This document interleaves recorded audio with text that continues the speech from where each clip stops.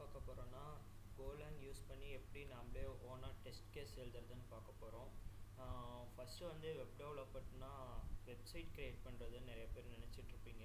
ஆக்சுவலாக அது ஜஸ்ட் ஒரு 5% தான். ஆக்சுவல் ஒர்க் என்னன்னா வந்து நம்ம இந்த மாதிரி டெஸ்ட் கேஸ்லாம் எழுதி ஒர்க் ஆகுதான்னு செக் பண்ணுறோம்.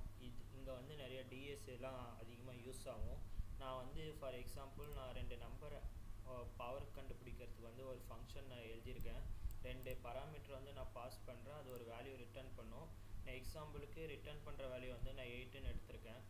இப்போ நம்ம வந்து ஒரு டெஸ்ட் கேஸ் பார்க்கலாம். இப்போ நான் வந்து 2ம் 3யும் ஆர்கியூமெண்ட்டாக நான் வந்து இந்த பவருங்கிற ஃபங்க்ஷனுக்கு நான் வந்து பாஸ் பண்ணுறேன். பாஸ் பண்ண வாட்டி என்ன ஆகும்னா இந்த ரெண்டும் எனக்கு ஒரு நிமிஷம் இந்த ரெண்டும் வந்து எனக்கு ஸ்கொயர் 2 ஸ்கொயர் எவ்வளோ 2 பவர் 3னா வந்து 8ன்னு வரும்.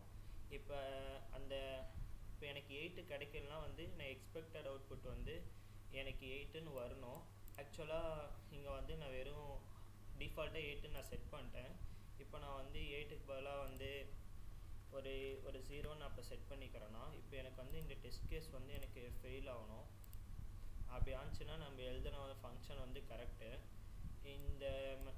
இந்த ஃபங்க்ஷனை ஒரு டைம் ரன் பண்ணி பார்க்கலாம்.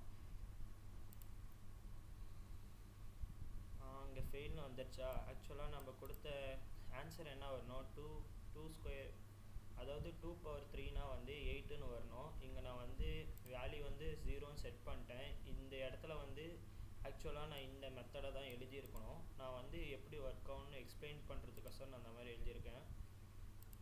அப்புறம் மறுபடியும் வந்து நான் 2 பவர் 4 வந்து நான் பாஸ் பண்ணுறேன். அதாவது 2 பவர் 4னா வந்து 16 எனக்கு வரணும். இப்போ அது நாட் ஈக்குவல் டுவாக இருந்துச்சுன்னா எனக்கு இந்த எரர் மெசேஜ் வந்து இந்த மாதிரி கீழே இருக்கிற மாதிரி எனக்கு டிஸ்பிளே ஆகும்.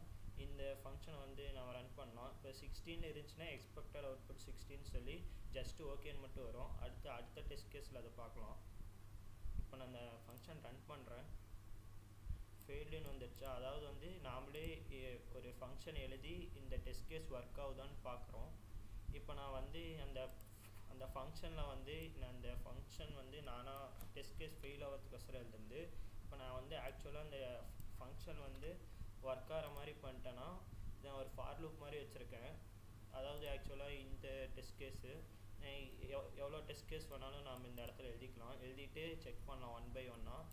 இப்போ நான் வந்து 2 பவர் 3 ஆட் பண்ணால் எனக்கு எக்ஸ்பெக்டட் அவுட்புட் 8ன்னு வரணும்னு சொல்லியிருக்கேன். இதே நான் 2 பவர் 4 போட்டேன்னா எனக்கு 16 வரும்னு சொல்லியிருக்கேன். இப்போ 2 டெஸ்ட் கேஸும் பாஸ் ஆச்சுன்னா இங்கே ஜஸ்ட்டு ஓகேங்கிற மெசேஜ் மட்டும் வரும். இந்த ஃபங்க்ஷனை வந்து நான் ரன் பண்ணுறேன். ஒரே நிமிஷம் கைஸ். ஆக்சுவலாக இது கொஞ்சம் எரர் பண்ணுது.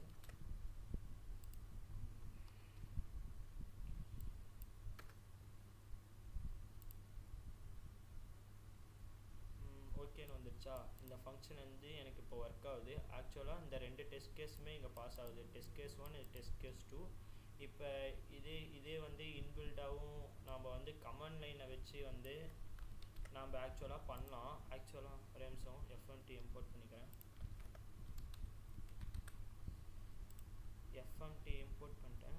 நெக்ஸ்ட் வந்து இந்த மாதிரி கமாண்ட் லைனாகவும் வச்சு நம்ம டெஸ்ட் கேஸ் பண்ணலாம்.